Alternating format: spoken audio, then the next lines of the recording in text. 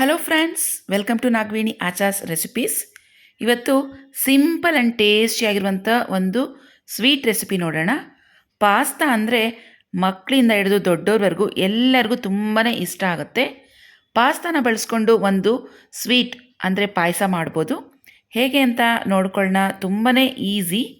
ಬನ್ನಿ recipe start ಮಾಡೋಣ. ಮೊದಲಿಗೆ ಸ್ಟವ್ ಮೇಲೆ ಒಂದು ಪ್ಯಾನ್ ಇಟ್ಟಿದ್ದೀನಿ.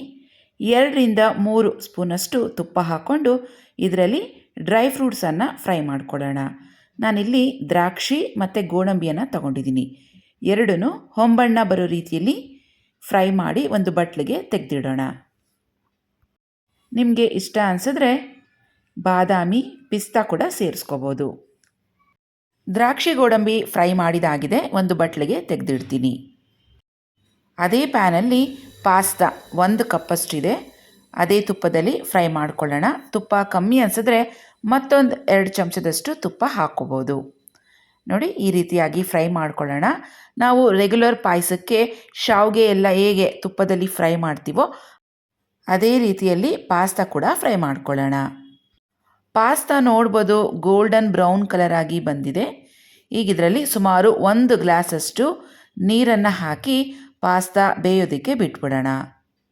ಪಾಸ್ತಾ ಬೇಯೋ ಅಷ್ಟರಲ್ಲಿ ಒಂದು ಕಪ್ಪಲ್ಲಿ ಸುಮಾರು 2 ಸ್ಪೂನಷ್ಟು ವೆನಿಲಾ ಫ್ಲೇವರ್ಡ್ ಕಸ್ಟರ್ಡ್ ಪೌಡರನ್ನು ತಗೊಂಡಿದ್ದೀನಿ. ಈಗ ಇದಕ್ಕೆ ನೀರನ್ನು ಸೇರಿಸ್ಕೊಳ್ತಾ ಗಂಟಿಲ್ದಂಗೆ ಚೆನ್ನಾಗಿ ಮಿಕ್ಸ್ ಮಾಡ್ಕೋಬೇಕು. ನೀರು ಅಥವಾ ತಣ್ಣಗಿರೋ ಹಾಲು ಯಾವ್ದು ಬೇಕಾದರೂ ಹಾಕ್ಕೊಂಡು ಇದನ್ನು ಗಂಟಿಲ್ದಂಗೆ ಮಿಕ್ಸ್ ಮಾಡ್ಕೋಬೋದು. ಕಸ್ಟರ್ಡ್ ಪೌಡರ್ ಹಾಕೋದ್ರಿಂದ ಪಾಯಸ ತುಂಬ ಕ್ರೀಮಿಯಾಗಿರುತ್ತೆ, ತಿನ್ನೋದಕ್ಕೆ ಟೇಸ್ಟಿಯಾಗಿರುತ್ತೆ, ಹಾಗೆಯೇ ಒಂದು ರಿಚ್ನೆಸ್ ಫ್ಲೇವರ್ ಕೊಡುತ್ತೆ. ಹಾಗಾಗಿ ಕಸ್ಟರ್ಡ್ ಪೌಡರನ್ನು ಸೇರಿಸ್ಕೊಳ್ಳಿ, ತುಂಬಾ ಚೆನ್ನಾಗಿರುತ್ತೆ. ಈಗ ಇದನ್ನು ಮಿಶ್ರಣ ಮಾಡಿದಾಗಿದೆ, ಒಂದು ಸೈಡ್ಗೆ ತೆಗೆದಿಟ್ಬಿಡೋಣ. ಈ ಕಡೆ ಪಾಸ್ತಾ ಬೇಯೋದಕ್ಕೆ ಇಟ್ಟಿದೆ. ಪಾಸ್ತಾ ಬೆಂದಿದೆಯೋ ಇಲ್ವೋ ಒಂದು ಸತಿ ಚೆಕ್ ಮಾಡಿ ನೋಡೋಣ. ಪಾಸ್ತಾ ಆಲ್ರೆಡಿ ತುಪ್ಪದಲ್ಲಿ ಫ್ರೈ ಮಾಡಿರೋದ್ರಿಂದ ಬೇಗನೆ ಬೇಯುತ್ತಿದ್ದು 3-4 ನಿಮಿಷದ ಒಳಗಡೆ ಪಾಸ್ತಾ ಬೆಂದೋಗಿದೆ. ನೋಡಿ, ಈ ರೀತಿಯಾಗಿ ಕಟ್ ಮಾಡಿದ್ರೆ ಈಸಿಯಾಗಿ ಕಟ್ ಆಗಬೇಕು. ಈಗ ನಮ್ಮ ಪಾಸ್ತಾ ರೆಡಿ ಆಗಿದೆ. ಇದರಲ್ಲಿ ಈಗ ಸುಮಾರು ಅರ್ಧ ಲೀಟರಷ್ಟು ಕಾಯಿಸಿ ತಣ್ಣಗೆ ಮಾಡಿರುವಂಥ ಹಾಲನ್ನು ಸೇರಿಸ್ತಾ ಇದ್ದೀನಿ. ನೀವು ಪಾಯಸ ಎಷ್ಟು ಜನಕ್ಕೆ ಮಾಡ್ತಾ ಇದ್ದೀರಾ ಅನ್ನೋದ್ರ ಮೇಲೆ ಡಿಪೆಂಡ್ ಆಗುತ್ತೆ. ನಾನಿಲ್ಲಿ ಸುಮಾರು 4 ಜನಕ್ಕೆ ಅರ್ಧ ಲೀಟರಷ್ಟು ಹಾಲನ್ನು ಬಳಸಿದ್ದೀನಿ. ಈಗ ಸುಮಾರು 100 ಗ್ರಾಮಷ್ಟು ಸಕ್ಕರೆಯನ್ನು ಹಾಕ್ತಾ ಇದ್ದೀನಿ. ಸಕ್ಕರೆ ನಿಮ್ಮ ಟೇಸ್ಟ್ ಪ್ರಕಾರ ಹೆಚ್ಚು ಅಥವಾ ಕಮ್ಮಿ ಕೂಡ ಮಾಡ್ಕೋಬೋದು. ಇದಕ್ಕೆ ಒಂದು 2 ಸ್ಪೂನಷ್ಟು ಏಲಕ್ಕಿ ಪುಡಿಯನ್ನು ಕುಟ್ಟಿ ಇಟ್ಕೊಂಡಿದ್ದೀನಿ, ಇದನ್ನು ಕೂಡ ಸೇರಿಸ್ಕೊಳ್ಳೋಣ.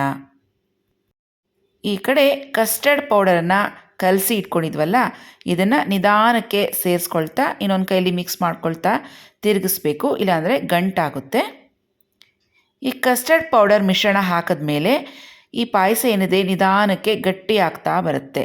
ಆದಷ್ಟು ನಾವು ಈ ರೀತಿಯಾಗಿ ಸ್ಪೂನಲ್ಲಿ ಮಿಕ್ಸ್ ಮಾಡ್ತಾ ಇರಬೇಕು, ಇಲ್ಲಾಂದರೆ ಒಂದೇ ಕಡೆಗೆ ಗಂಟಾದಂಗೆ ಆಗಿಬಿಡುತ್ತೆ.